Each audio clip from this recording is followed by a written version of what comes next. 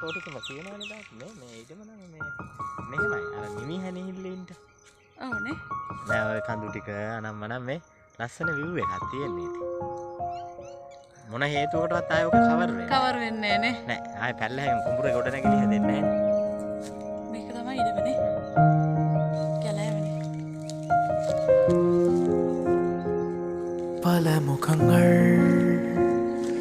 പരിചയമായി നിൻ മുഖബിംബം പ്രിയകരമായി ഉണർന്നിരുന്ന